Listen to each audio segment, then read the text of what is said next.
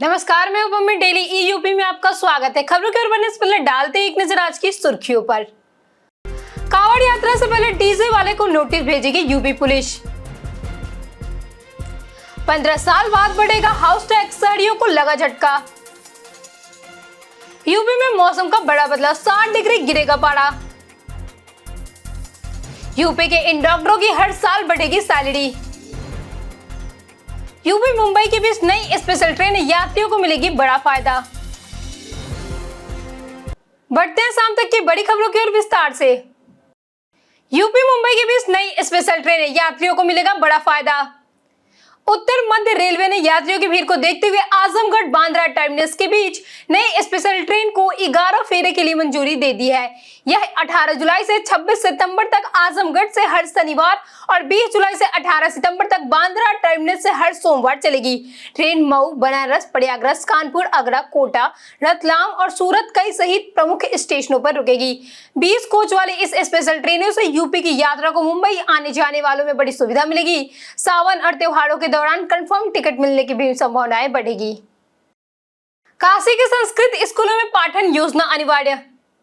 उत्तर प्रदेश माध्यमिक संस्कृत शिक्षा परिषद के निर्देश पर वाराणसी, जौनपुर, गाजीपुर और चंदौली के 280 संस्कृत माध्यमिक विद्यालयों में शिक्षकों के लिए पाठन योजना अनिवार्य कर दिया है। शैक्षणिक सत्र 2026-27 से टीएलएम और एसएलएम तैयार करना भी जरूरी होगा। करीब 14,000 छात्र छात्राएं इससे प्रभावित होंगे। सभी विद्यालयों में शैक्षणिक पंचांग के अनुसार एक समान पढ़ाई कराई जाएगी। संस्कृत पाठशालाओं के उप निरीक्षक परमानंद दीक्षित ने बताया कि आदेश तत्काल लागू कर दिए गए हैं। नियमित और औचक निरीक्षण होंगे तथा नियमों का पालन न करने वाले शिक्षकों और विद्यालयों पर सख्त कार्रवाई की जा सकती है। कांवड़ यात्रा से पहले डीजे वालों को नोटिस भेजेगी यूपी पुलिस। कांवड़ यात्रा से पहले उत्तर प्रदेश ने 348 डीजे ऑपरेटरों की पहचान कर उन्हें नोटिस भेजने की प्रक्रिया शुरू कर दी है। पुलिस ने चेतावनी दी कि ध्वनि सीमा और डीजे वाहनों की निर्धारित ऊंचाई का पालन अनिवार्य होगा, अन्यथा साउंड सिस्टम और वाहन जब्त किए जाएंगे। यात्रा 30 जुलाई से 11 अगस्त तक चलेगी। सुरक्षा के लिए कांवड़ मार्गों पर ड्रोन, सीसीटीवी और कड़ी निगरानी होगी। सोशल मीडिया पर अफवाह फैलाने वालों पर भी कड़ी कार्रवाई की जाएगी। यक्ष ऐप से अपराधियों की ट्रैकिंग की जाएगी, जबकि लंबित गंभीर मामलों की निगरानी के लिए नया केस डायरी मॉनिटरिंग डैशबोर्ड भी लॉन्च होगा। यूपी मौसम में बड़ा बदलाव, 60 डिग्री गिरेगा पारा। उत्तर प्रदेश में 17 जुलाई से मानसून फिर सक्रिय होने जा रहा है। बंगाल की खाड़ी में बने कम दबाव के क्षेत्र और मानसून ड्राफ्ट के असर से अगले 36 घंटे झमझमा बारिश होगी। देवरिया, गोरखपुर, कुशीनगर, महाराजगंज, सिद्धार्थनगर, बस्ती, गोंडा, बलरामपुर, स्वास्थ्य, बहराइच और लखीमपुर खीरी में भारी बारिश का अलर्ट जारी किया गया है। लखनऊ में हल्के से मध्यम बारिश की संभावना है। 18 से 21 जुलाई तक पूर्वी और पश्चिमी यूपी के अधिकांश हिस्सों में अच्छी बारिश होगी। मौसम विभाग के अनुसार अधिकतम तापमान में 5 से 7 डिग्री सेल्सियस तक गिरावट आएगी, जिससे उमस से राहत मिलने की आशंका जताई जा रही है। नीट यूजी 2026 यूपी के आर्यन दुबे को मिली 7वीं रैंक। नीट यूजी 2026 में ऑल इंडिया टॉपर पंजाब के आर्यन गुप्ता और हरियाणा के पांसुल बंसल रहे, जबकि उत्तर प्रदेश में आर्यन दुबे ने टॉप करते हुए ऑल इंडिया रैंक 7 हासिल की। परीक्षा में करीब 20 लाख उम्मीदवार शामिल हुए थे। उत्तर प्रदेश में 1.7 लाख से अधिक सफल अभ्यर्थियों के साथ देश में सबसे पहले स्थान पर रहा। सफल उम्मीदवारों में लड़कियों का प्रदर्शन लड़कों से बेहतर रहा।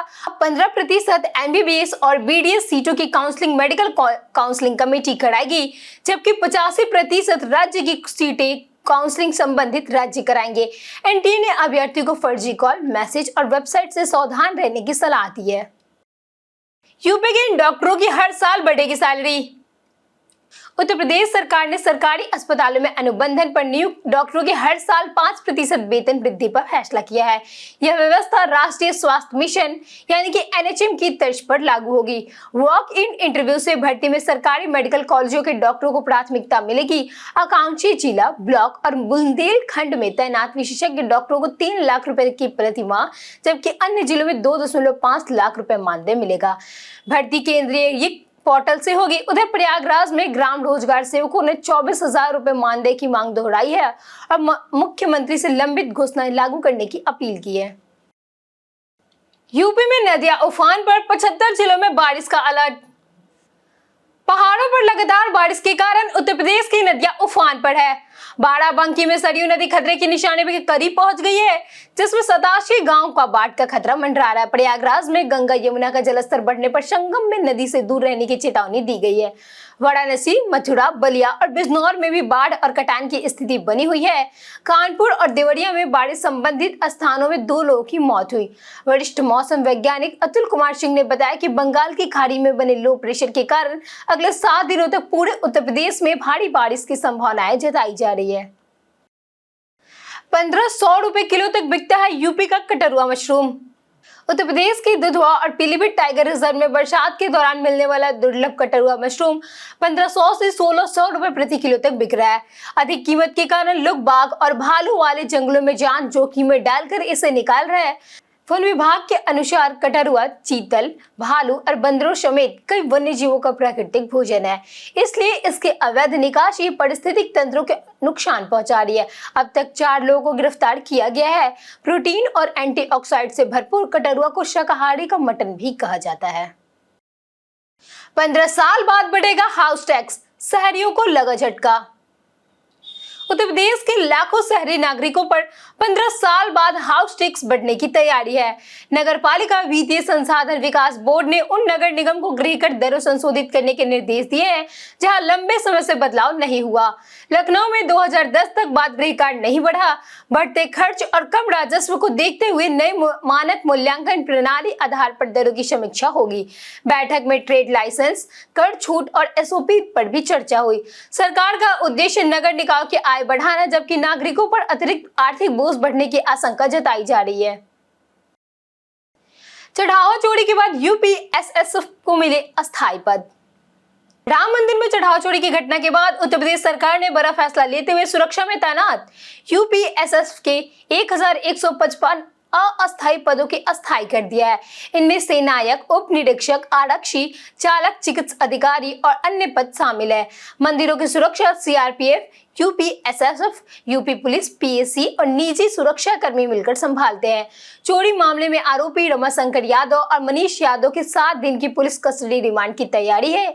इस आईटी से जुड़ी रिपोर्ट में दावा किया गया है कि चोरी की रकम करोड़ों में थी, जबकि आधिकारिक तौर पर केवल लाखों रुपए की बरामदगी दिखाई दी। टिकट जांच पर महिला टीटी पर हमला। झांसी के पास हजरत निजामुद्दीन अर्नकुलम मंगला एक्सप्रेस में टिकट जांच के दौरान बिना वैध टिकट यात्रा कर रही एक महिला ने महिला टीटी अंजलि प्रजापति पर हमला कर दिया।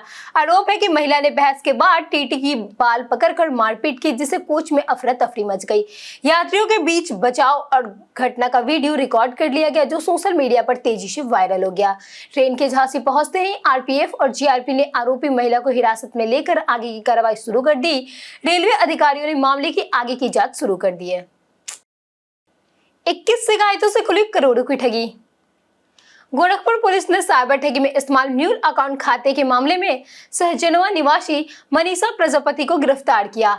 जांच में फर्जी नंदिनी माइक्रो फाइनेंस फाउंडेशन के नाम से खोले गए गाइडेंस बैंक खाते से देश भर की 21 साइबर शिकायतें जुड़ी मिली। ट्रेडिंग, ऑनलाइन निवेश और अधिक मुनाफे का झांसा देकर करोड़ों रुपए इस खाते में जमा कराए गए। शिकायतें उत्तर प्रदेश, महाराष्ट्र, कर्नाटक, हरियाणा, तमिलनाडु, गुजरात, आंध्र प्रदेश, दिल्ली, गोवा और पश्चिम बंगाल समेत कई राज्यों से है। पुलिस फरार सह निर्देशक श्याम कुमार प्रजापति की तलाश कर रही है। कंपनी का पता भी फर्जी पाया गया। 22 जुलाई को सीएम योगी करेंगे गोरखपुर दौरा।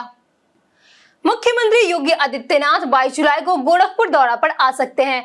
इस दौरान वे 429 करोड़ रुपए से बने शहर के पहले 6 लेन फ्लाईओवर का लोकार्पण कर सकते हैं। उसी दिन भाजपा के बूथ सम्मेलन में भी शामिल होने की संभावनाएं जताई जा रही है, जिसमें गोरखपुर शहर और ग्रामीण विधानसभा के 829 बूथ अध्यक्ष मौजूद रहेंगे। मुख्यमंत्री 23 जुलाई से गोरखनाथ मंदिर में शुरू होने वाले श्री राम कथा में शामिल भी हो सकते हैं। 2.6 किलोमीटर लंबे फ्लाईओवर से लखनऊ मार्ग पर सफर आसान होगा और देवरिया बाईपास सहित कई प्रमुख चौराहों पर जाम की समस्याएं कम होने की उम्मीद जताई जा रही है। शिक्षा में सांप्रदायिकता, जोहड़ एक्शन पर अखिलेश का पलटवार। रामपुर स्थित मौलाना मोहम्मद अली चौहड़ यूनिवर्सिटी पर कार्रवाई को लेकर सियासत तेज हो गई है। रामपुर विकास प्राधिकरण ने 40 में से 38 इमारतों को बिना स्वीकृत नक्शे का अवैध निर्माण बनाते हुए ध्वस्तीकरण का आदेश दिया। इस पर सपा अध्यक्ष अखिलेश यादव ने भाजपा पर शिक्षा से सांप्रदायिकता फैलाने का आरोप लगाया। वहीं पीडब्ल्यूडी ने यूनिवर्सिटी परिसर से गुजरने वाली सड़क को सार्वजनिक मार्ग बताने वाले मुख्य गेट पर बोर्ड लगा दिया। विभाग का कहना है कि यह सड़क सरकारी धन से बनी है। सड़क को लेकर मामला अदालत में लंबित है और अंतिम सुनवाई अभी बाकी है। जर्जिस अंसारी के बयान पर श्री कृष्णा को बताया नमाजी। इटवा के मौलाना जर्जिस अंसारी द्वारा भगवान श्री कृष्ण को 5 वक्त का नमाजी बताने वाले बयान पर विवाद बढ़ गया। अखिल भारतीय हिंदू महासभा ने लखनऊ के हजरतगंज कोतवाली में महाप्रदर्शन कर उनके खिलाफ तहरीर दी, जिसके बाद पुलिस ने मुकदमा दर्ज किया। संगठन ने उनकी गिरफ्तारी की मांग की है। वायरल वीडियो में मौलाना गीता का हवाला देते हुए अपना दावा करते दिख रहे हैं। जर्जिस अंसारी पहले भी विवादित बयान और 2022 के दुष्कर्म मामले में दोष सिद्धि को लेकर चर्चा में है। हालांकि बाद में उन्हें हाईकोर्ट से राहत मिली थी। बीते दिन हमारे पूछे गए सवालों का जवाब आप लोगों से बहुत लोगों ने हमारे कमेंट सेक्शन में लिख कर दिया है। जिन्होंने हमारे पूछे गए सवालों का जवाब दिए हैं उनके नाम है विनय सिंह, संदीप कुमार उपाध्याय, भीम सिंह, अनिल कुमार मिश्रा, शिव कुमार वर्मा, राहुल तिवारी, ब्रिजेश तिवारी, रमेश गुप्ता, निशा शर्मा, आर.एस. शुक्ला, मनोज कुमार सिंह, वैष्णव कश्यप और रितु तिवारी। इसी के साथ बढ़ते आज के सवाल की ओर। आज का सवाल है, क्या यूपी में रोजगार के अवसर पहले से बेहतर हुए हैं? आप अपना जवाब हमें हमारे कमेंट सेक्शन में लिखकर जरूर बताएं। आज के लिए इतना ही। उत्तर प्रदेश की तमाम खबरों के साथ बने रहने के लिए देखते रहिए डेली यूपी। और साथ ही अगर आप यूट्यूब चैनल पे देख रहे हैं तो चैनल को सब्सक्राइब करें और अगर आप फेसबुक पेज पे देख रहे हैं तो लाइक और फॉलो जरूर करें।